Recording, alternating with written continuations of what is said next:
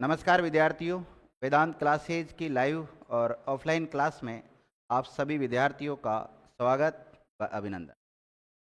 विद्यार्थियों, हम चर्चा कर रहे थे हिंदी व्याकरण के उपसर्ग टॉपिक के ऊपर, और एक क्लास अपनी उसमें हो चुकी है और बेसिक जानकारी जो थी वो मैंने आपको दे दी है ना। अब आप में से कोई ये बताएगा मुझे कि उपसर्ग किसे कहते हैं? उपसर्ग किसे कहते हैं आप बताओगे? और बाकी इधर वाले हैं? हाँ सीताराम, चलो आप बोलो, डेफिनेशन बोलो।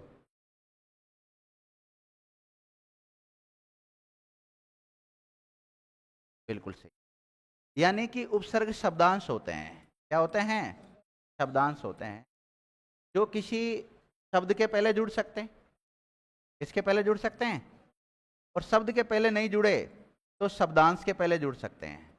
इसके पहले जुड़ सकते हैं, शब्दांश के पहले जुड़ सकते हैं, और जिसके भी पहले जुड़ते हैं उस शब्द में परिवर्तन करते हैं, इसमें परिवर्तन करने का काम करते हैं। और इसमें जो परिवर्तन करेंगे ये पूरा परिवर्तन भी हो सकता है। कैसा हो सकता है? पूरा परिवर्तन भी हो सकता है या आंशिक परिवर्तन भी हो सकता है। शब्दांश ही उपसर्ग कहने का मतलब ये है, ठीक है। और ये जो शब्दांश है ना, इस शब्द के साथ जुड़ेंगे, स्वतंत्र रूप से भी जुड़ सकते हैं और संधि नियमों से भी जुड़ सकते हैं। और जब एक शब्द बनता है तो उसमें कितने उपसर्ग जुड़ सकते हैं? कितने भी जुड़ सकते हैं। एक उपसर्ग, एक शब्द में एक से अधिक उपसर्गों की संख्या हो सकती। आंशिक मतलब थोड़ा बहुत। आंशिक का मतलब क्या होता है? थोड़ा बहुत परिवर्तन कर सकते हैं। फिर हमने उपसर्गों को अलग अलग भागों में विभाजित किया, जैसे संस्कृत के उपसर्ग जिन्हें हम तत्सम उपसर्ग भी कहते हैं, हिंदी के उपसर्ग जिन्हें हम तद्भव उपसर्ग कहते हैं, और संस्कृत के अव्यय जिनका हिंदी में उपसर्ग की भांति प्रयोग होता है, और एक विदेशी उपसर्ग। जो विदेशी शब्दों के साथ जुड़ते हैं उनको क्या बोलेंगे? विदेशी उपसर्ग बोलेंगे। जैसे एक शब्द है हेडमास्टर। क्या है? हेडमास्टर। हेडमास्टर में कौन सा उपसर्ग है? हेड। कौन सा है? हेड। अब आपको पता है हेड तो एक अंग्रेजी का शब्द है, लेकिन हिंदी में प्रयोग होता है कि नहीं होता? तो फिर वो विदेशी उपसर्गों के अंतर्गत चला जाता है, ठीक है। तो हम संस्कृत के उपसर्ग पढ़ रहे थे। संस्कृत के उपसर्गों की संख्या कितनी है? 22। 22 उपसर्ग किस किस को याद है? प्रियांशु याद करके आ गया? सुना? हाँ। हम्म। हम्म।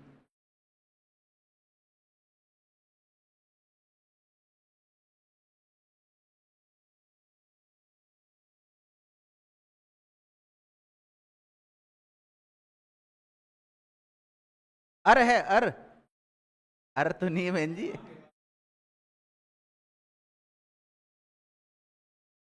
अरे घर पे प्रैक्टिस तो करी थी, मतलब आपने याद करने की। संघर्ष काफी किया है, लेकिन कई बार भूल जाए। और किसको याद है इधर? आपको याद है बहन जी? और हाँ आगे, दोनों तीनों चारों पांचों नहीं है? याद है? हाँ मनोज बोल।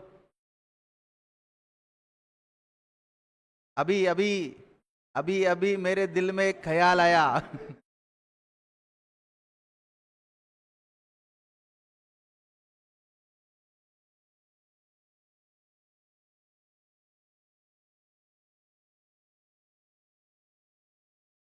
वेरी गुड, मतलब आपने ट्राई किया है और बिल्कुल सही सुना है।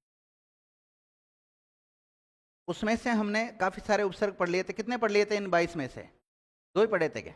चलो एक बार और लिख देता हूं वापस। आपने मेरे अनुसार ही याद किए या आपके अनुसार ट्रिक बना के याद किए थे? आपके हिसाब से किए थे ना? देखो, अति, अधि, अपि,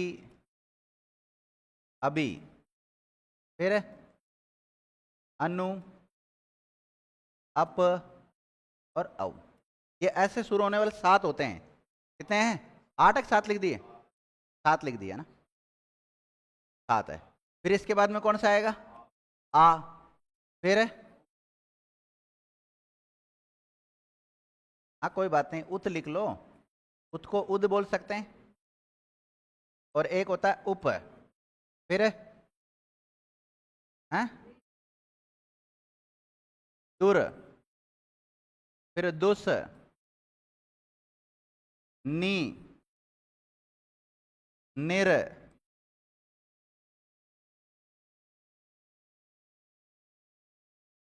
निस,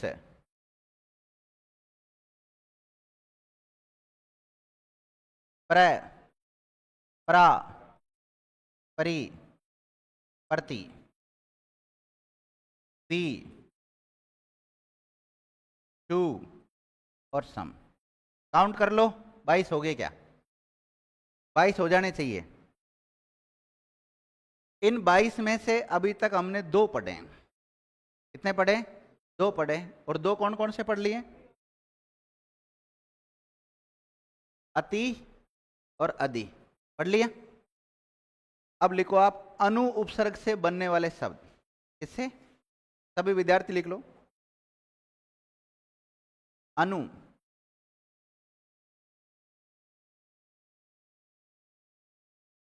उपसर्ग से बनने वाले शब्द। किससे? अनु उपसर्ग से बनने वाले शब्द। और अनु का मतलब होता है पीछे या समान। और वैसे तो इनका निश्चित अर्थ नहीं होता, ध्यान रखना। पीछे या समान, अर्थ लिख लो अनु का, पीछे या समान। उदाहरण लिख लो।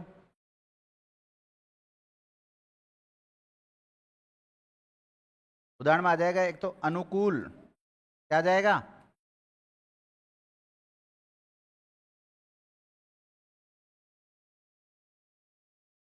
अनुकूल लिख लीजिए। अनुसार लिख लीजिए।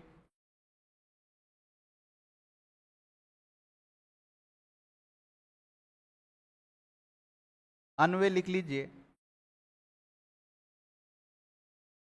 अनुशासन लिख लीजिए।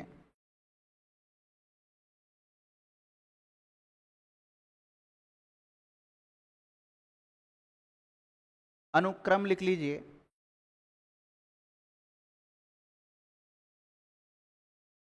अनुक्रम। अनुकरण लिख लीजिए।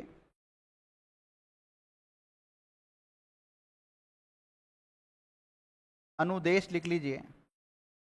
और लिखना ही नहीं केवल, इनमें से शब्द और उपसर्ग को अलग भी करना है।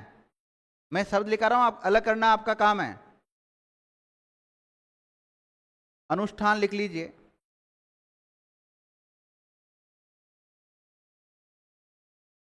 अनुष्ठान। अन्वेषण लिख लीजिए।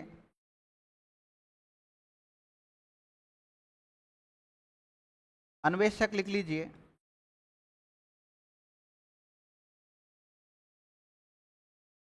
सारे शब्द लिख लो और इनको अलग अलग करो।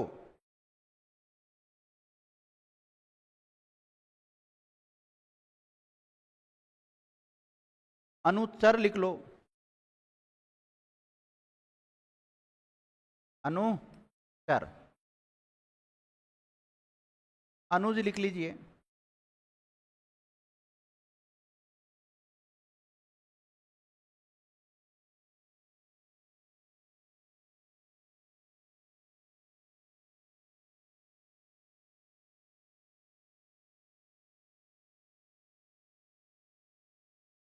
अन्वीक्षक लिख लीजिए। अन्वीक्षक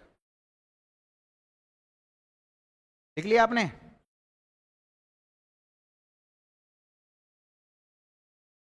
अन्वीक्षण शब्द लिखिएगा। अन्वीक्षा लिखिएगा।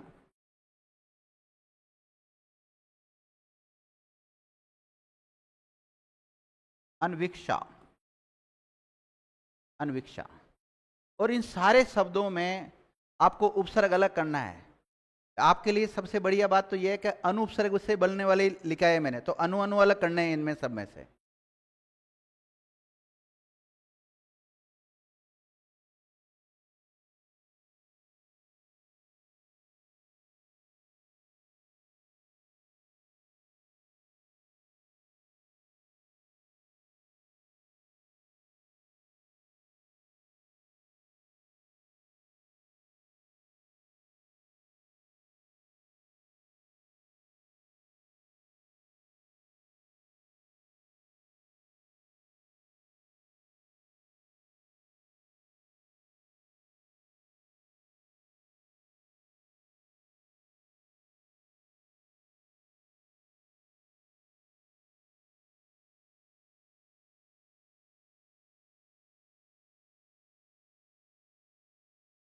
लिख लिया?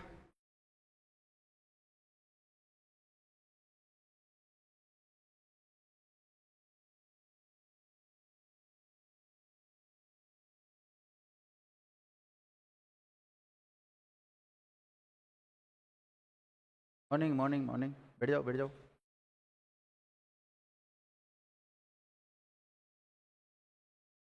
सभी विद्यार्थियों ने बना लिया? चलो बताओ। देखो कुछ कुछ में तो मैं आपकी मदद कर देता हूं। देखो इतनी तो मानव तर्कनी पड़ती है। अनु उपसर्ग से बनने वाले शब्द है, तो देखो इसमें अनु उपसर्ग है। कौन सा है? अनु उपसर्ग है। इसमें भी अनु उपसर्ग है, अनुदन सार हो जाएगा। इसमें भी अनुदन शासन हो जाएगा, और इसमें भी अनुदन देश हो जाएगा। इसमें अनु प्लस करण हो जाएगा, इसमें अनु प्लस क्रम हो जाएगा, अनुपसर्ग है। और अनु प्लस चर, इसमें भी मदद कर देता हूं। इसमें अनु प्लस जय हो जाएगा। क्या हो जाएगा? अनु प्लस जय। बस इतनी मदद मैं आपकी कर पाऊंगा। अब बाकी तो किसको हल करना है? आपको हल करने हैं। नहीं, मैं मदद तो करूंगा, ऐसी बात नहीं है, लेकिन मैंने आपको संधि पढ़ाई है। अब संधि टॉपिक पढ़ाई तो मैं भी तो कुछ उम्मीद करूंगा ना भाई। और यण संधि पढ़ाई मैंने आपको। अब मुझे बताओ इसका क्या होगा? अनु प्लस स्थान। चल बता प्रियंका बहन जी, इसमें कौन सी संधि का नियम काम कर रहा है? आप तो मुझे संधि का नाम बता दो, नियम मत बताओ। ये लो व्यंजन। हाँ ये तो बात सही है। और कौन कह रहा है कि व्यंजन संधि का नियम काम कर रहा है इसमें? आप कह रहे हैं। हाँ कौन सा नियम काम कर रहा है? हैं? समान स्वर आता है तो? हाँ बिल्कुल सही बता रहे। ई उ ए के बाद में सड़क वाला स आता है, तो सड़क वाले स के स्थान पे षटकोण वाला स हो जाता है। यानी दंते स के स्थान पे मूर्धन्य स हो जाता है। और मूर्धन्य स के बाद में यदि त थ न आता है तो त के स्थान पर ट, स के स्थान पर ठ और न के स्थान पर ण। व्यंजन संधि का नियम काम कर रहा है। तो इसको चलो मैं तोड़ देता हूं। इसका टुकड़ा होगा अनु धन स्थान। ये संधि नियमों से जुड़ा हुआ उपसर्ग है। कैसे? अब देखो इस शब्द में संधि और उपसर्ग दोनों का नियम काम कर रहा है। कर रहा है कि नहीं कर रहा? उपसर्ग है इसमें। तो कई बार पूछा जाता है कौन से शब्द में संधि और उपसर्ग दोनों है। कई उदाहरण तो ऐसे मिलेंगे जिसमें समास के बारे में पूछ लेते हैं, संधि समास, और कई ऐसे मिलेंगे जिसमें संधि समास उपसर्ग प्रत्यय चारों भी होते हैं। आगे पढ़ाऊंगा मैं, चारों टॉपिक पढ़ा दूंगा, तब डिस्कस करेंगे हम। ठीक है। हाँ सीताराम बताएगा। इसका क्या होगा? ऐसण, ईषण, ऐसण। कभी तो ऐसण बोल रहा है, कभी ऐसण बोल रहा है। बता इसका टुकड़ा।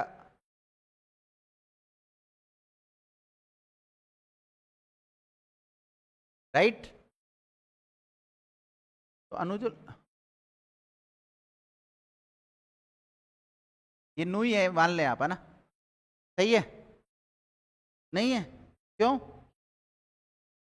ऐसण नहीं होगा, ऐसण होगा। आपको यहाँ पे एक मात्रा दिख रही तो आपने कोई ऑब्जेक्शन नहीं किया। हाँ इसका क्या होगा टुकड़ा? अनुदन ऐसण होगा, ध्यान रखना। नहीं मेरे ऊपर भरोसा मत करो। अभी देखो जब मैं पढ़ाता हूं उस समय भरोसा कर सकते हैं, लेकिन जब मैं पूछता हूं ना क्वेश्चन तो उस समय भरोसा मत किया करो। हो गया? ये अनुदन ऐसण हो जाएगा इसका। अब बताइए कौन सा बच गया? अन्वीक्षक का क्या किया? कौन सी संधि का नियम काम कर रहा है? यण का। यण का कौन सा नियम? दूसरा नियम क्या है? अनुदन इक्षक हो जाएगा। क्या हो जाएगा? अनुदन इक्षक। और कौन सा बच गया? अन्वेषक का क्या होगा? अनुदन ऐसक हो जाएगा। अन्वीक्षण का अनुदन क्षण हो जाएगा। और अन्वीक्षा का अनुदन इक्षा हो जाएगा। ठीक है। और कोई सा बच गया इसमें? अन्वय बच गया। जिस हाँ, आयुष बता, नहीं आएगा? और कौन बताएगा? इधर वाले में से बताओ, इस वाले इसमें से कौन कौन बता सकता है? दो ही, और बाकी इधर वाले आप बता दोगे? आप, हाँ पीछे भाई, हाँ। अनुधन अय, अनुधन अय, अनुधन अय हो जाएगा। कौन सी संधि का नियम काम कर रहा है? हैं? कौन सी संधि का नियम काम कर रहा है? यण, यण, यण स्वर संधि। बोला करो आराम से, ऊंची आवाज में बोला करो, फुल। तुम्हारी आवाज वैसे इसमें नहीं आने वाली, जितना कितना भी तेज बोलोगे तो भी नहीं आने वाली, ठीक है? हाँ। ठीक है। तो कुल मिला के अनु उपसर्ग से बनने वाले जो शब्द है वो हमने लिख लिए, सारे हो गए ना? अब लिखो आप अभी उपसर्ग से बनने वाले शब्द। देखो अब मैंने जो 22 उपसर्ग लिखा है ना आपको, 22 के 22 में पूरा करवा रहा हूं। अब इसके बारे में हम डिटेल से पढ़ रहे हैं, लेकिन कम से कम इनका नाम तो याद रह सकता है ना आपको?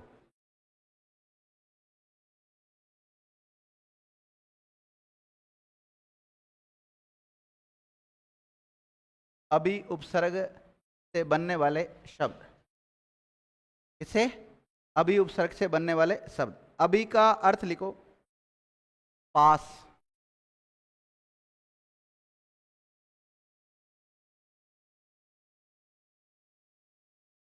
सामने, कुशल, अच्छी तरह,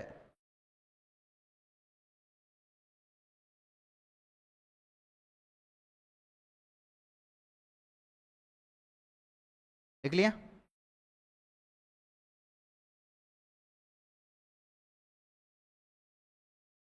अब अभी उपसर्ग से मिलने वाले का अर्थ, अभी का अर्थ तो लिख लिया हमने।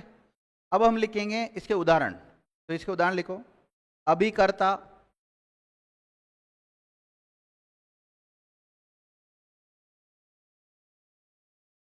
अभी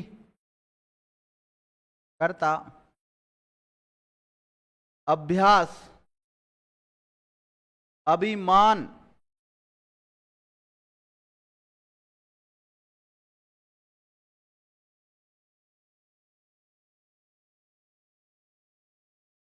अभिरक्षक,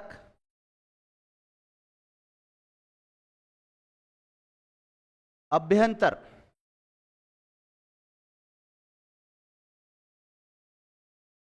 अभ्यंतर,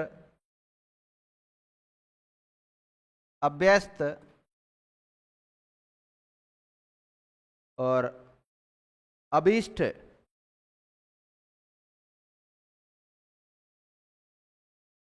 अभीष्ट, अभ्यागत, अभ्यागत लिखा दिया गया? अभ्यागत, अभ्यागत।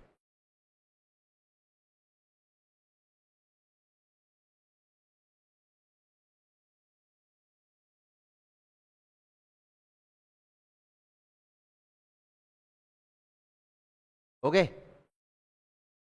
चलो, देखो जिन्होंने संधि पढ़ी है ना, उनको तो कोई दिक्कत नहीं आ रही होगी, लेकिन जिन्होंने संधि नहीं पढ़ी होगी उनको हो सकता है थोड़ी बहुत दिक्कत आ सकती है।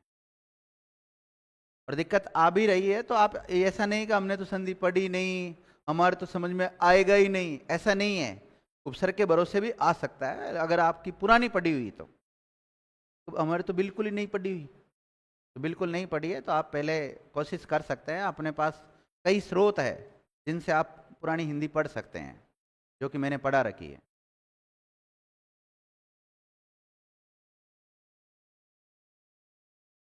और अब तो इतने सारे स्रोत हो गए, पूछो मत। तो सर को तो तुम 24 घंटे जेब में लेके घूम सकते हो, घूम सकते हो ना? हाँ, कोई सी भी क्लास कभी भी ले सकते हो अब आप, किसी भी सर की, किसी भी मैडम की।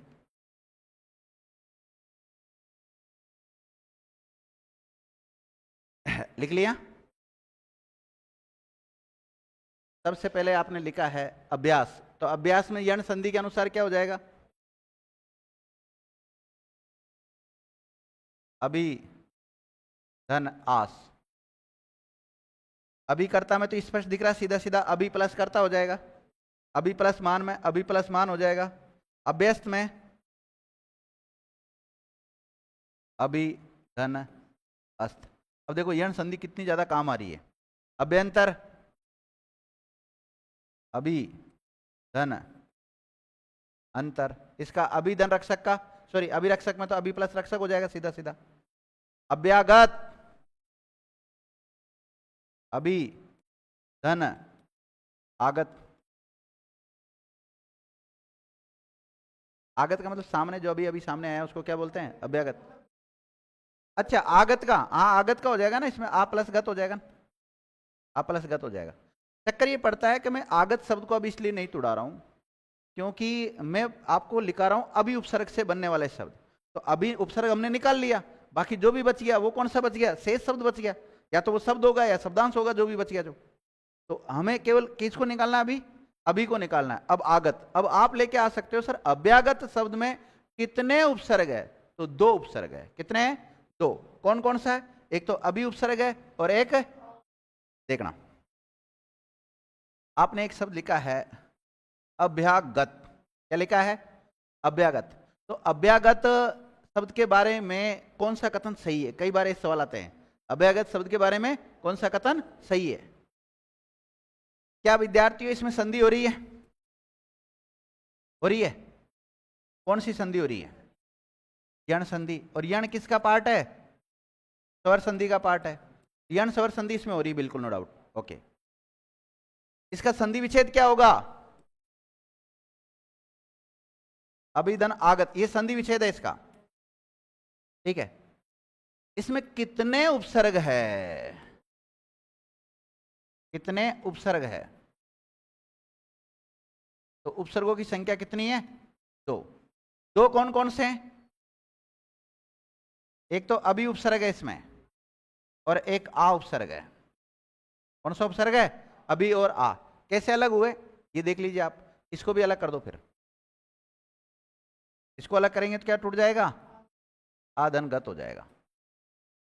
हो गया ना? तो दो उपसर्ग हो गया, अभी हो गया और आ हो गया, तो अभ्यागत हो गया। ठीक है ना? अब अभिष्ट, अब रुक जाओ रुक जाओ रुक जाओ। अभिष्ट शब्द में हमें कौन सा उपसर्ग नजर आ रहा है? या तो अ या फिर अभी। और अभी नजर आ रहा तो बड़ा ई आ रहा है, तो बड़ा ई वाला उपसर्ग नहीं होता है, छोटा ई वाला होता है। तो अभी में ई की मात्रा कैसी आएगी? छोटी आएगी। तो देखो अभी धन इष्ट, अभी धन इष्ट, ई मिलकर क्या हो जाएगा? बड़ा ई हो जाएगा, तो अभिष्ट शब्द बन जाएगा।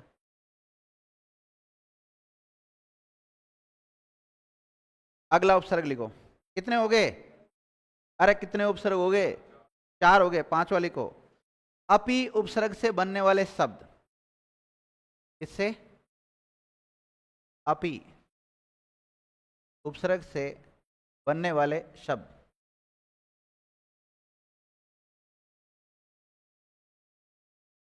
और अपी का अर्थ लिख लो भी। अपी का अर्थ लिख लो भी।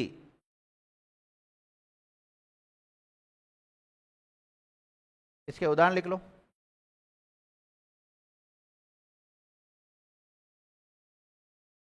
अपितु, अपिधान, ढक्कन को कहते हैं अपि धान। और एक और होता है अपिहृत,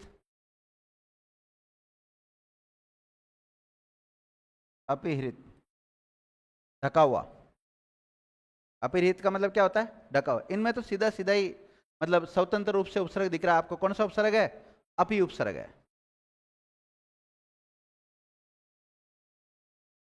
लिख लिया?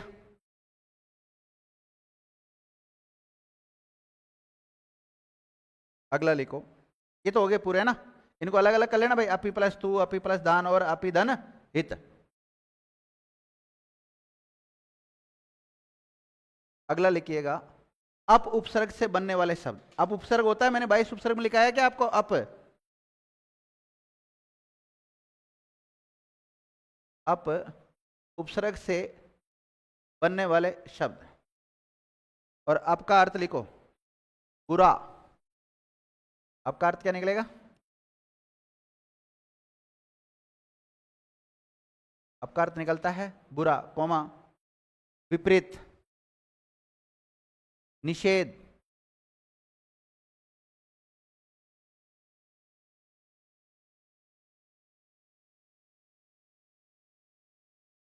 बुरा, निषेध, विपरीत या फिर विकार।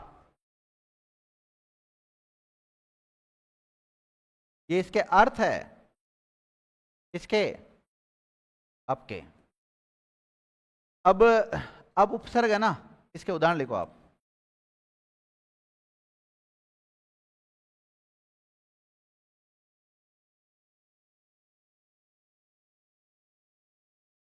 अपंग,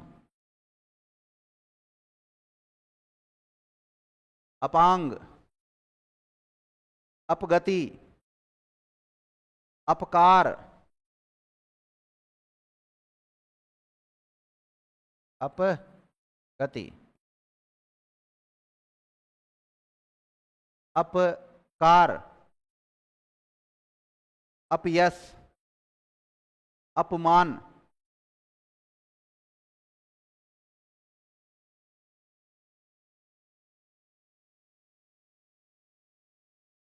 अपयश, अपमान, अपराग,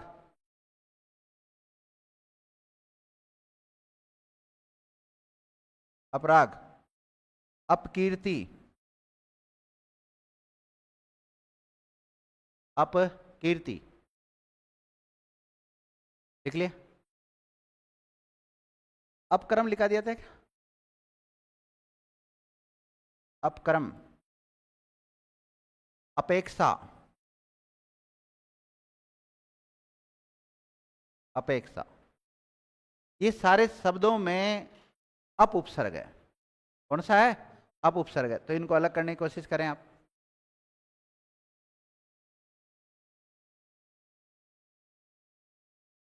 तुमने उधर से इधर कर दिया, उधर वाले इधर कर देंगे, सर इधर हो जाओ।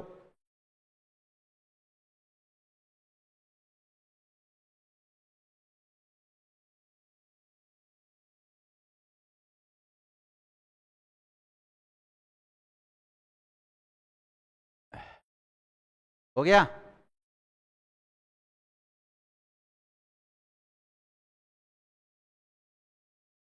चलो,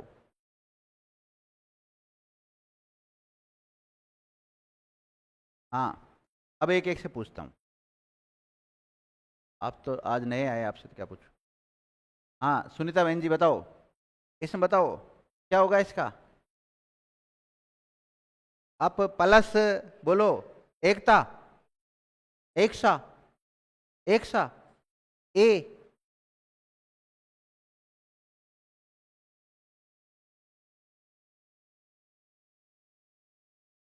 अपधन इक्सा होगा बहन जी। कौन सा होगा? अपधन इक्सा होगा। इसमें सीधा सीधा दिख रहा है, अप प्लस कीर्ति, अप प्लस कर्म, अप प्लस मान, up plus car, up plus गति, अपधन यश और अपधन राग। ये दो देखने पड़ेंगे थोड़े से। इसमें क्या देखना है? अप धन अंग है इसमें, और इसमें क्या है? इसमें भी अपधन अंगी है। एक में अपवाद है और एक में दीर्घ संधि का नियम बन रहा है। बन रहा ना? ये हो गए अप उपसर्ग से बनने वाले शब्द। अपधन इच्छा का वापिस बताऊं?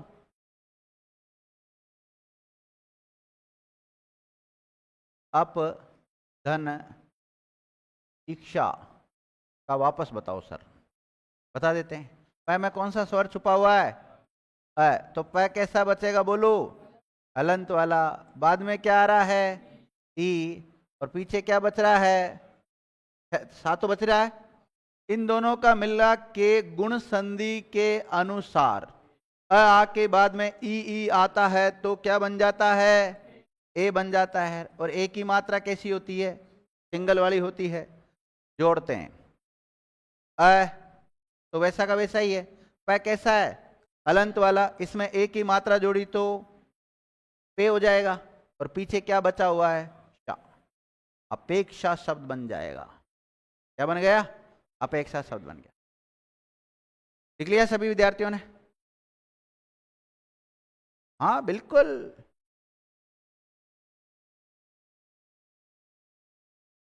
लेकिन इसमें ध्यान रखना, इसको हम कहां लिखाएंगे? इस शब्द को कहां लिखाएंगे बोलो? उप उपसर्ग वाले। अभी तक उप वाले मैंने लिखा है नहीं है, नहीं तो मैं यहां भी लिखा सकता था इसको। हाँ विलोम बन जाएंगे ना एक दूसरे का, बिल्कुल बन गया ना विपरीतार्थक शब्द। अपेक्षा और उपेक्षा। लिखिएगा, आ उपसर्ग से बनने वाले शब्द। किससे? आ।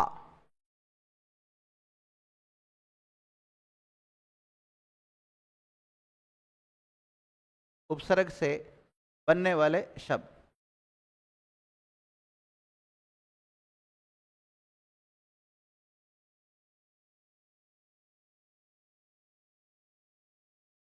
आ का अर्थ होता है तक। क्या होता है? तक, थे।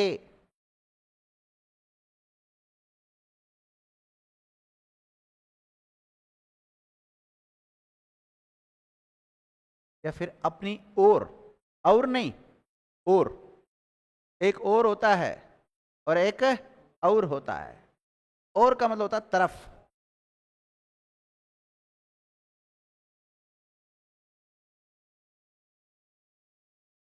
इसके उदाहरण लिखिएगा।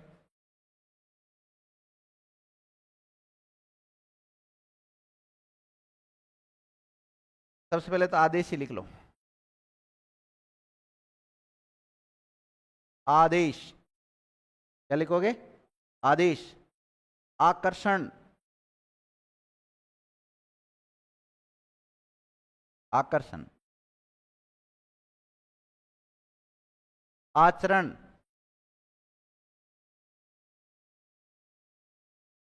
आहार। आहार में आ जोड़ते तो क्या बनता है? आहार। लिख लिए। आमरण।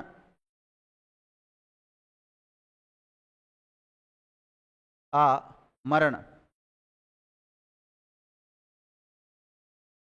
एक पुरुषोत्तम श्री राम के लिए भी एक शब्द आता है, अव्यय भाव समास में आता है, आजानुभाव।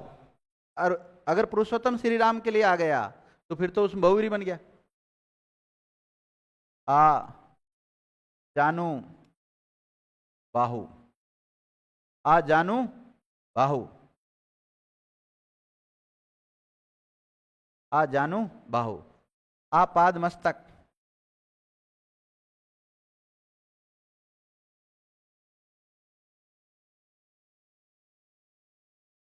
आ जन्म।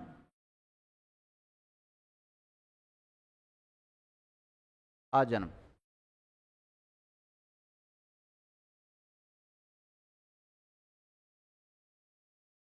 आकलन। आकलन। इन सब में आ उपसर्ग है। कौन सा उपसर्ग है? आ। चलो अलग अलग करो। देखो, अगर हम देखें आमरण में तो इसमें तो आ उपसर्ग सीधा सीधा ही दिख रहा है। अगर आहार देखें तो आ उपसर्ग सीधा सीधा दिख रहा है। आचरण में देखें तो आ दिख रहा है। आकर्षण में देखें तो आ दिख रहा है। आदेश में देखें तो आ दिख रहा है।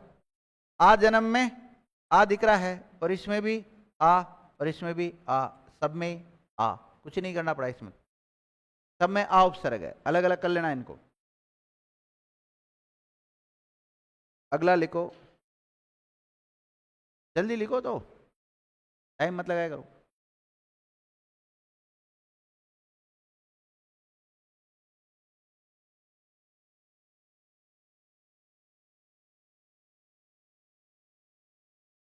हाँ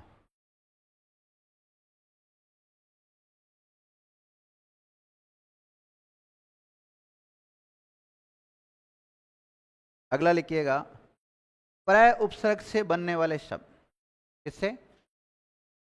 प्रय। देखो मैं एक एक उपसर्ग से लिखा रहा हूं, आपको ध्यान रखना, नहीं तो मैं एक तरफ उपसर्ग देके एक एक उदाहरण देके ये सारे उपसर्ग हो गए। मैं चाह रहा हूं कि आप थोड़ा सीख जाएं। अगर किसी ने संधि नहीं भी पढ़ी है तो उसका रिवीजन हो जाए संधि का।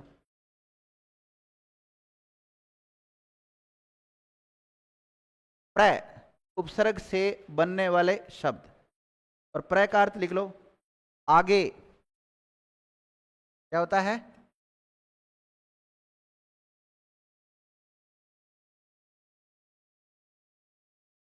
आगे, अधिक, बहुत,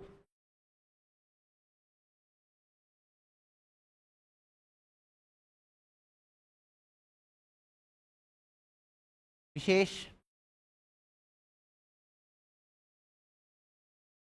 अंतर।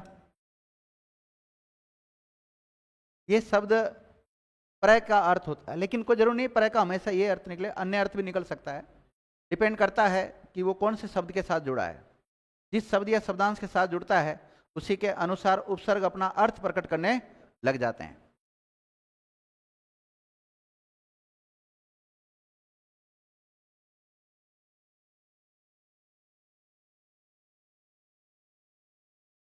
प्र उपसर्ग से बनने वाले शब्दों के उदाहरण लिखिएगा। प्रदेश,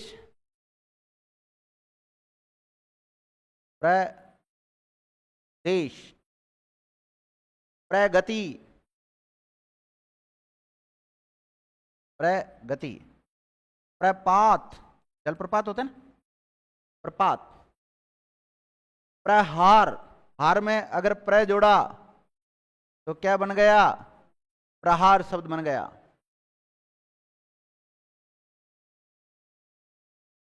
प्राध्यापक, अध्यापक में अगर प्र जोड़ा तो क्या बन गया? प्राध्यापक,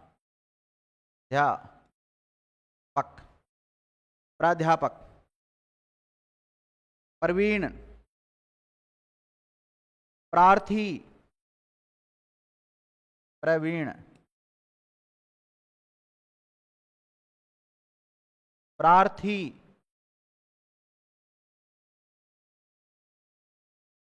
प्रेक्षक, प्रेक्षक।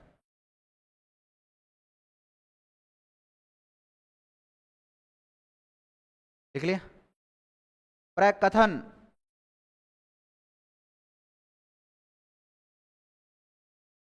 प्रकथन। प्रकांड, कहते हैं प्रकांड विद्वान है ना? प्रकांड। लिख लिया? प्राप्त, प्राप्त।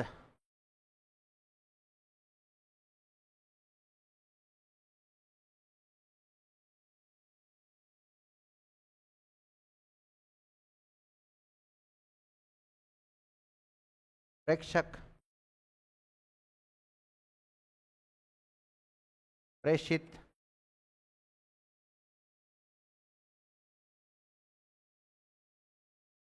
प्रेषित। प्रेषित भी होता है। बनाओ इनका, बना लिया?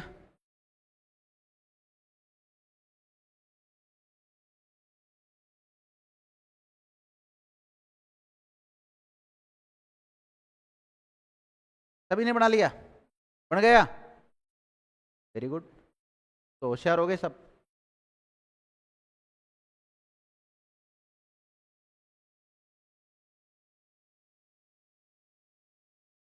चलो देखो, प्रदेश शब्द जब हमने लिखा है तो इसमें सीधा सीधा प्र उपसर्ग दिख रहा है, कोई दिक्कत नहीं।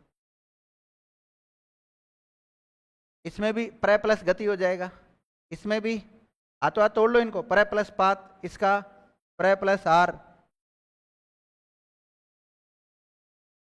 प्र प्लस कथन, प्र प्लस कांड।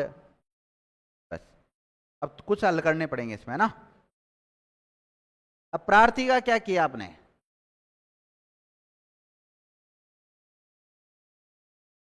प्रधन अर्थी, प्रधन अर्थी। हाँ प्रियांशु, कौन सी संधि का नियम काम कर रहा है इसमें? दीर्घ स्वर संधि का कौन सा नियम?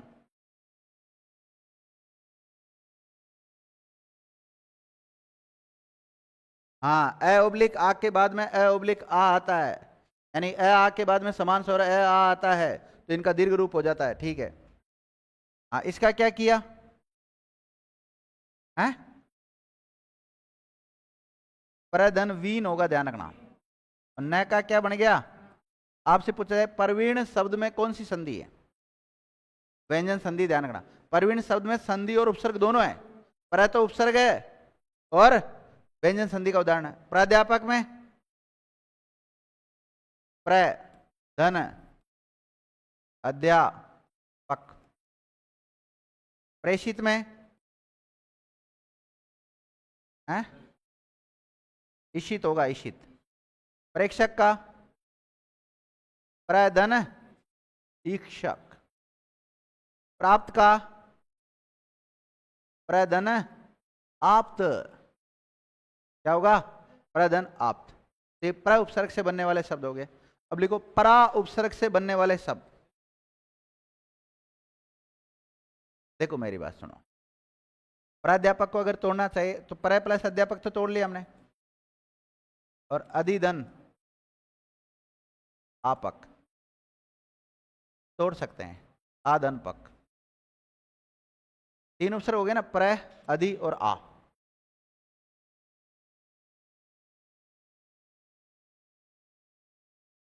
अपक धातु ही है और क्या, शब्दांश हो जाता है लास्ट में जाके, है नहीं, अक नहीं है। अब देखो मेरी बात सुनना, परा उपसर्ग से बनने वाले शब्द, किससे, परा उपसर्ग से बनने वाले शब्द, परा। और परा का मतलब होता है विपरीत, पीछे, विपरीत, पीछे, उल्टा, परे, अधिक, ये सब इसके अर्थ है। किसके, परा के। उदाहरण लिखो इसके, पराजय,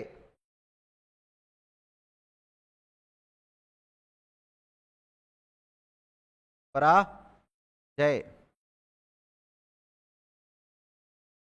पराभूत, पराकाष्ठा,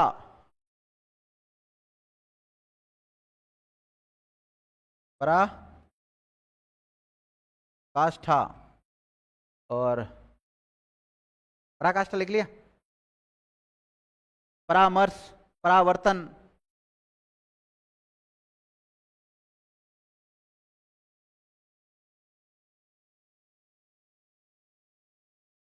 परामर्श,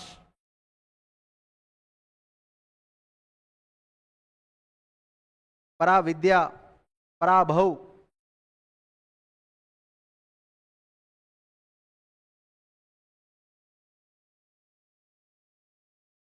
पराविद्या। कुछ नहीं करना इनमें, केवल परा परा उपसर्ग है सब में। क्या है, परा परा परा परा परा परा, केवल उपसर्ग छाटने और कुछ नहीं करना, सीधा सीधा इस पर स्वतंत्र रूप से जुड़े हुए हैं। लिख लिया,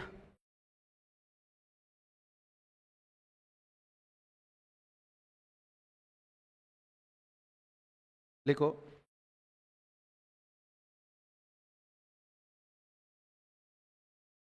परा प्लस वर्तन है इसमें, हाँ, फिर तो पर परस आवर्तन हो जाता है ना, हाँ, वो नहीं होगा।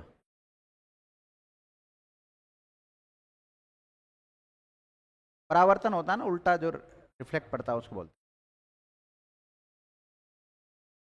लिखो, परि उपसर्ग से बनने वाले शब्द, परि,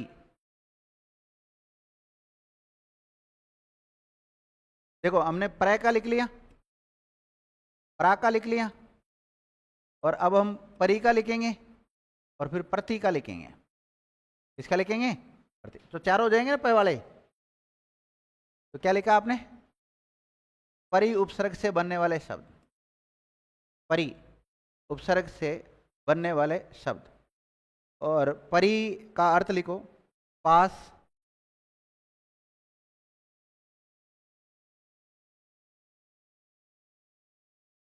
चारों ओर।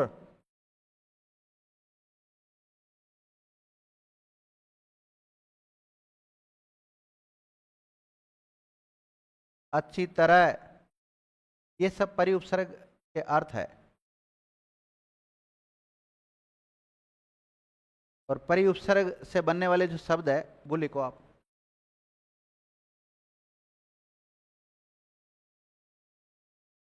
पर्यावरण। पर्यावरण।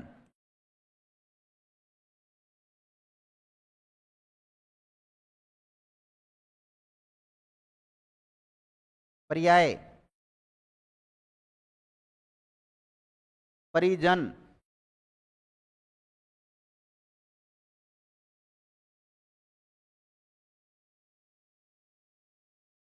परिच्छेद।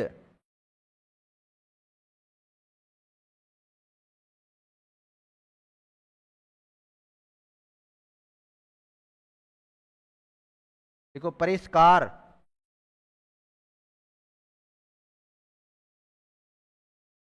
परिष्कृत।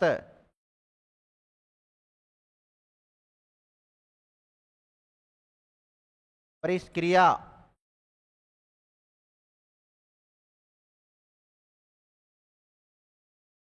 परिष्करण।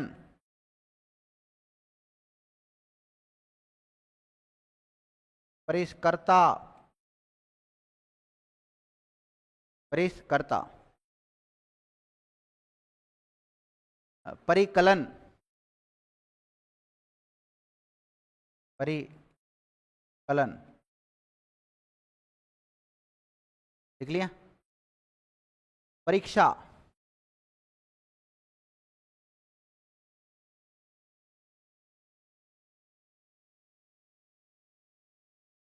परीक्षा। लिख लिया। परिपूर्ण। परिभ्रमण। परिपूर्ण।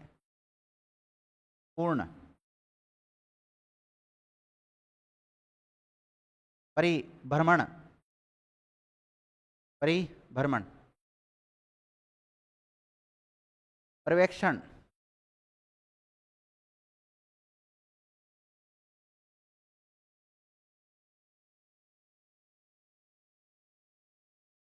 पर्यवेक्षण।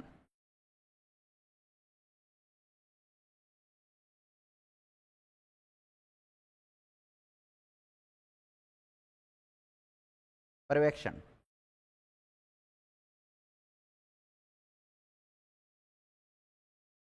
लिखो, पर्यंत। पर्यंत। पर्यंत। पर्यंक। पर्याप्त।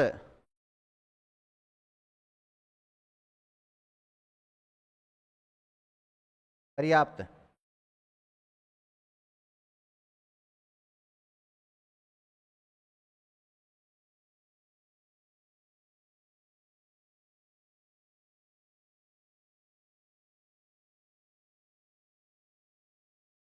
परिच्छेद।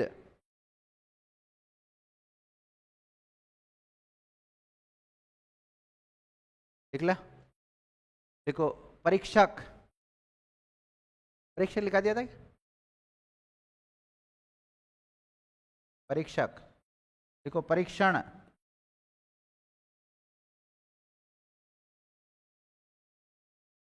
परीक्षक, परीक्षण। और पर्यूषण भी लिख सकते हैं आप। जन्म होता है ना एक त्योहार, पर्यूषण।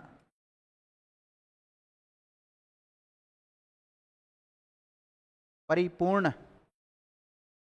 लिखा दिया परिपूर्ण तो। ठीक है, इनको हल करो।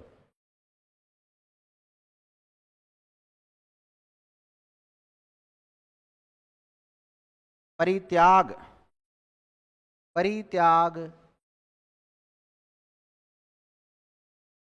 परिधि। परिधि। परिधान, कपड़ों को बोलते हैं ना परिधान। परिवेश लिखा दिया क्या?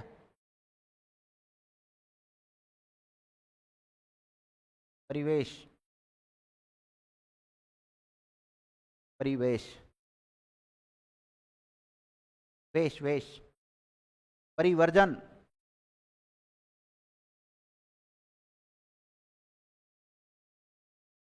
परि,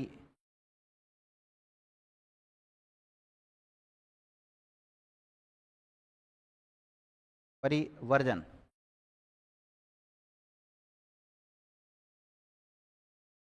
परिपक्व लिख लिया था? नहीं लिखा? परिपक्व लिखाया था मैंने कहीं, ये लिखा परिपक्व नहीं लिखा? कोई बात नहीं, तो अब लिख लो परिपक्व, परिपक्व।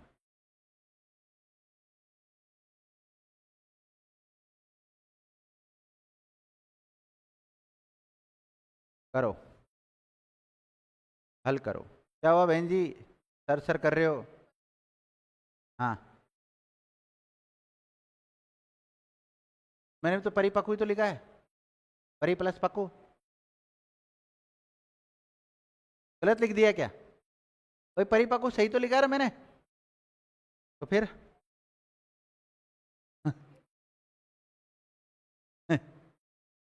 चलो करो, जल्दी हल करो। हो गए हल? लिखने के साथ ही हल कर दिए? Very good. चलो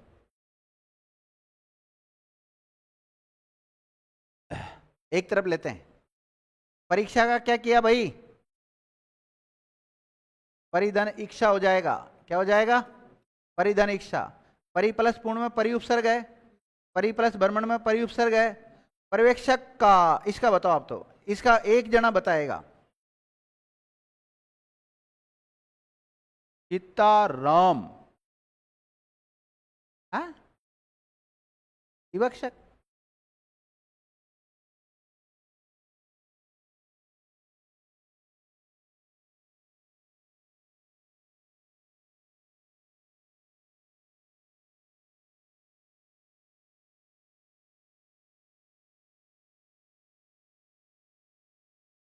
क्या लिखा है? पर्यवेक्षक ही लिखा ना?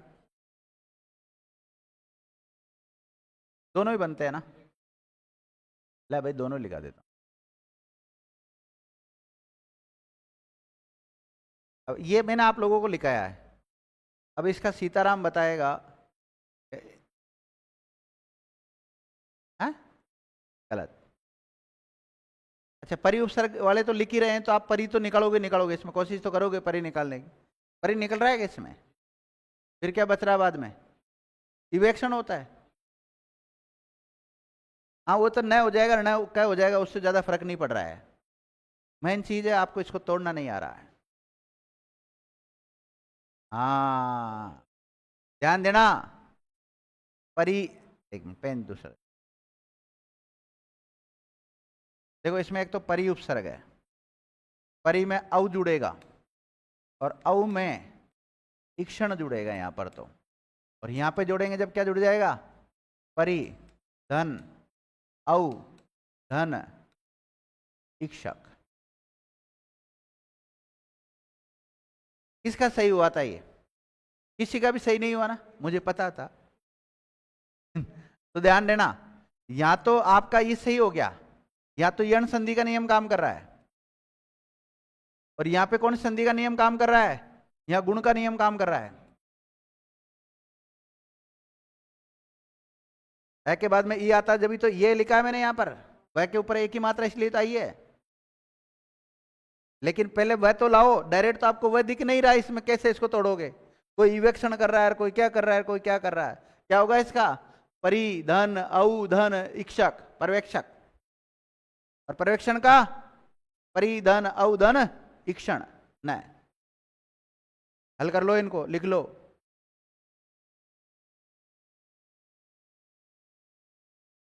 मैं तो सोच रहा था आप लोगों का लेवल बढ़ गया होगा, इसलिए अच्छे उदाहरण लिखाने की कोशिश कर रहा हूं।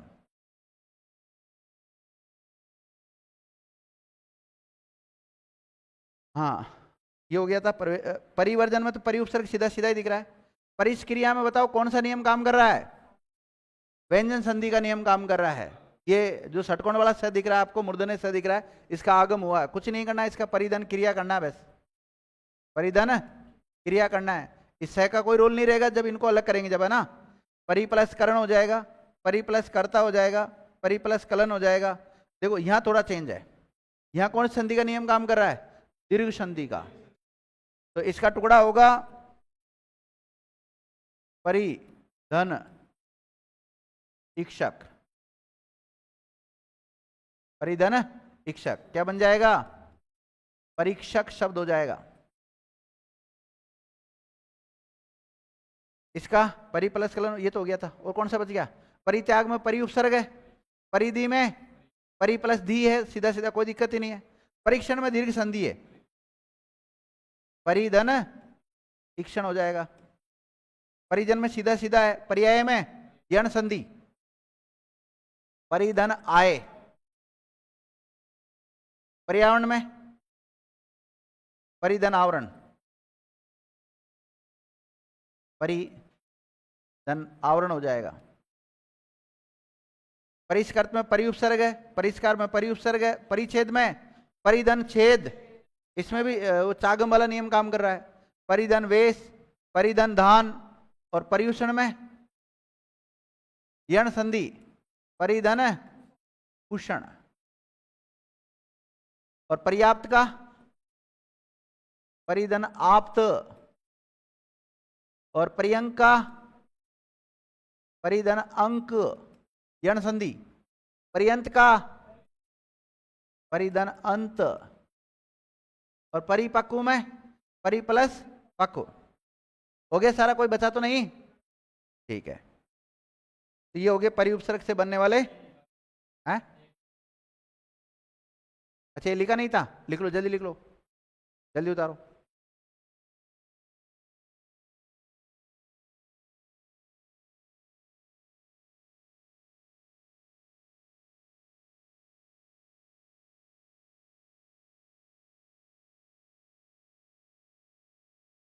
पीछे करूं? ये उतार लिया सबने? चलो ये पीछे भी कर देता हूं। लो ये वाला,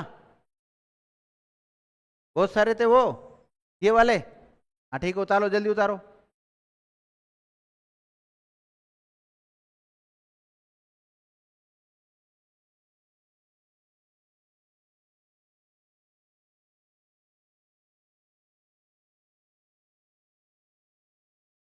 लिख लिया सभी ने?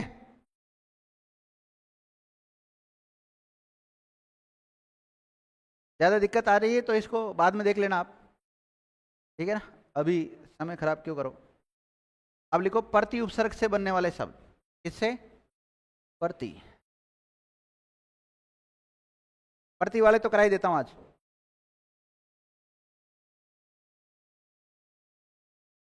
देखो प्रति उपसर्ग से बनने वाले शब्द, और प्रति का मतलब होता है प्रत्येक। क्या होता है? अर्थ लिखो।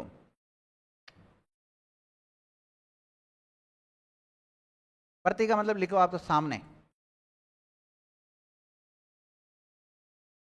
कई बार पीछे भी निकलेगा इसका अर्थ, प्रत्यय में निकलता है ना, पीछे, सामने, पीछे, विपरीत।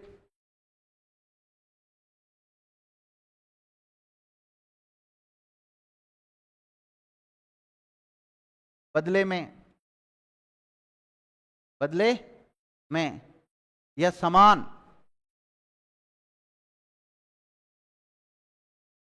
समान, ये इसके अर्थ निकल जाए। प्रत्येक तो मत लिखना ना, हाँ वो तो उदाहरण हो जाएगा। अब उदाहरण लिख सकते हो आप इसके। प्रति उपसर्ग से बनने वाले शब्दों में उदाहरण लिखो। प्रतिधन एक का क्या हो जाएगा? प्रत्येक। प्रत्यंग,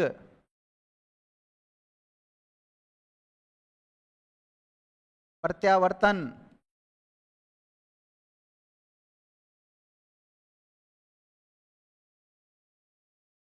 प्रत्यावर्तन, देखो, प्रतिफल क्या हो जाएगा? प्रतिफल।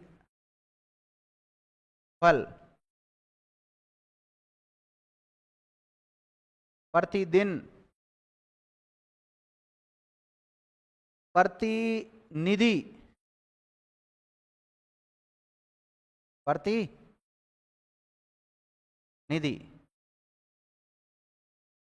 वेट। प्रतीक्षा।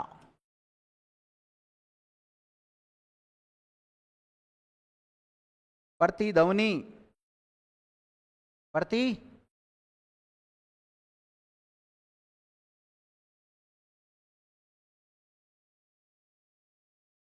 प्रतिध्वनि।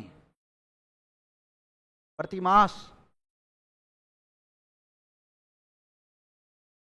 प्रतिवर्ष। प्रतिवर्ष। प्रत्यालोचना। प्रत्याशा।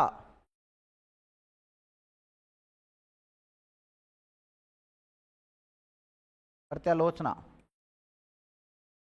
प्रत्याशा।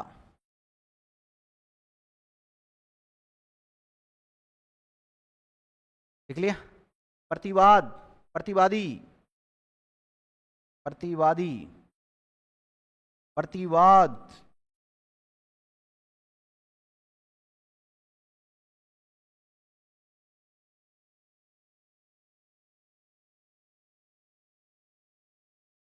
प्रत्युपकार।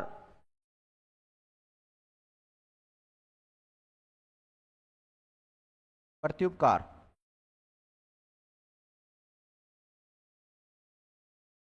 प्रत्युत्तर लिखा दिया था क्या?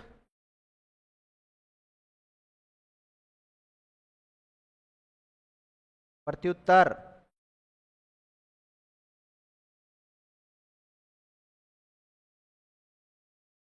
लिख लिया? प्रत्युपकार हो गया।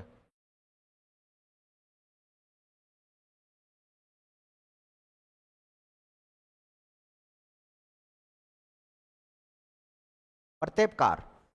एक तो उपकार होता है, एक अपकार होता है।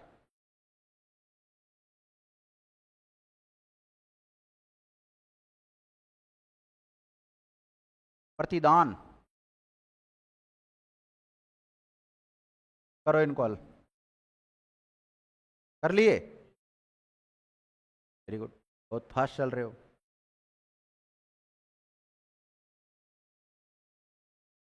प्रतिदान। प्रतिदान।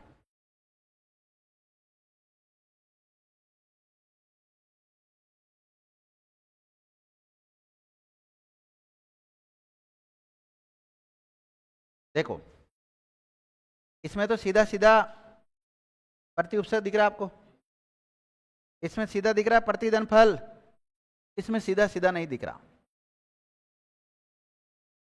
प्रति धन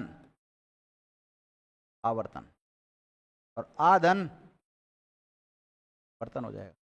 प्रत्यंग। प्रतिधन अंग यण संधि के अनुसार। प्रत्येक। प्रतिधन एक। कौन सी संधि? यण संधि के ज्यादा उदाहरण आते हैं ना उपसर्ग में। प्रति में, प्रतिनिधि में प्रति प्लस निधि। अब देखो, प्रतिनिधि शुद्ध अशुद्ध में पूछा जाता है कई बार, और एक पारिभाषिक शब्दावली में पूछा जाता है प्रतिनिधि, डेपुटेशन। नहीं, प्रतिनिधि में क्या होता है? प्रतिनिधि किसे बोलते हैं? प्रतिनिधि मंडल बोलते हैं ना, रिप्रेजेंट करना। हाँ, वो तो प्रतिनियुक्ति होती है। डेपुटेशन तो क्या होता है? प्रतिनियुक्ति। लिख लो, प्रतिनियुक्ति। तो प्रति प्लस नियुक्ति हो जाएगा।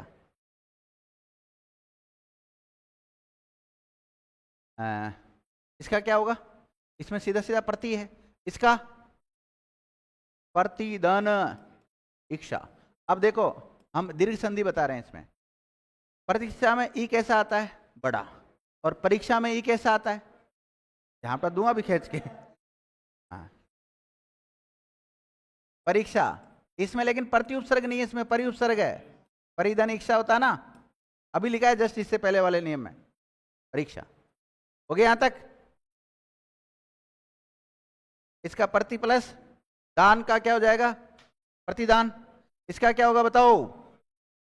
इसमें दो उपसर्ग है, प्रति धन, बताओ अपकार, अपकार होगा, अपकार का तोड़ेंगे जब अपधनकार हो जाएगा। और कार ध्यान रखना प्रत्यय है, कार क्या है, प्रत्यय, और प्रत्यय क्या होता है, शब्दांश, और शब्दांश में शब्दांश जुड़ सकता है, अप उपसर्ग है, अब क्या है, ये शब्दांश है, ये भी क्या है, और प्रति क्या है, ये भी उपसर्ग है, और इसको भी हम क्या कह सकते हैं, शब्दांश कह सकते हैं। तो शब्दांश में शब्दांश जुड़ सकते हैं, इसमें मूल धातु ही नहीं है। लो, प्रत्यय और उपसर्ग जुड़कर इन्होंने नया शब्द बना दिया, दोनों ने मिलकर, कौन सा, और दो दो तो उपसर्ग आए इसमें। एक अगर अपकार शब्द भी किससे बनता है, अपधनकार से बन जाता है, तो इसका हो जाएगा प्रत्युपकार, नहीं सॉरी ये प्रत्ययपकार है, और एक प्रत्युपकार और होगा ये वाला, इसका मतलब है ऐसा है, प्रति धन उपधनकार। वैसे तो पहले तो जब इसको तोड़ेंगे, जब तो ऐसे तोड़ेंगे प्रत्युपकार, और फिर इसको भी तोड़ लेंगे हम, उपधन कार कर लेंगे। प्रत्युत्तर में, हाँ सीताराम, प्रत्युत्तर शब्द में कितने उपसर्ग है, क्या इसमें संधि हो रही है, संधि हो रही तो कितनी संधियां हो रही है,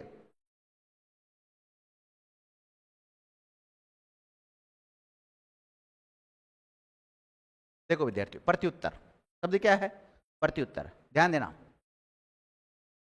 एक तो प्रति धन उत्तर कर दो, क्या कर दो, उत्तर में एक काम करो, उद्धन तर कर दो, उद्धन तर कर दो, इसमें मूल शब्द ही नहीं है।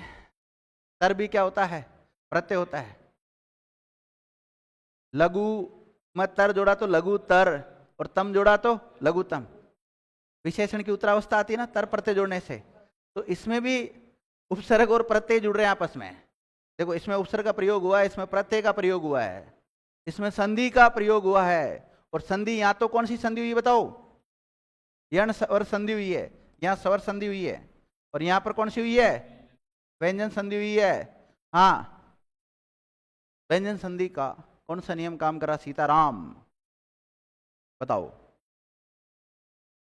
हाँ, कब बदलता है, तीसरा पहले में कब बदलता है, व्यंजन संधि के नियमों के अनुसार, सगोष आए तब। हाँ, किसी भी वर्ग के पहले वर्ण के बाद में यदि सगोष वर्ण आता है तो पहले का तीसरा बनता है, वो तो पहला नियम है। दूसरा नियम यह है कि तीसरे के बाद में यदि अघोष वर्ण आता है तो फिर क्या बनता है, पहला बनता है, वो वाला नियम काम कर रहा है इसमें। चलो इधर आ जाते हैं वापस, हो गया यहां तक, प्रत्युत्तर हो गया। आगे प्रतिध्वनि में प्रति प्लस ध्वनि, प्रति प्लस मास, प्रति प्लस वर्ष, प्रत्यालोचना, बताओ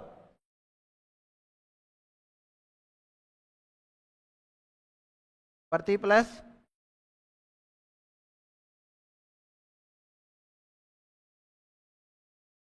आलोचना, और लोचना में से भी क्या हट जाएगा, आधन लोचना, दो उपसर्ग है इसमें। प्रत्याशा में प्रति धन प्रतिधन आशा, इसमें प्रति सीधा सीधा दिख रहा है, इसमें प्रति सीधा सीधा दिख रहा है। और कोई सा बच गया इसमें, हो गए सारे, ठीक है विद्यार्थियों। तो कितने उपसर्ग लिख लिए हमने अब तक, 11 उपसर्ग हो चुके हैं, और 11 ही और बच गए अभी तक तो, और 11 के ऊपर करेंगे हम नेक्स्ट क्लास में चर्चा। आज की क्लास समझ में आई, हाँ बोलिए, हाँ क्यों नहीं मानेंगे, उद्दंतर मानेंगे ना,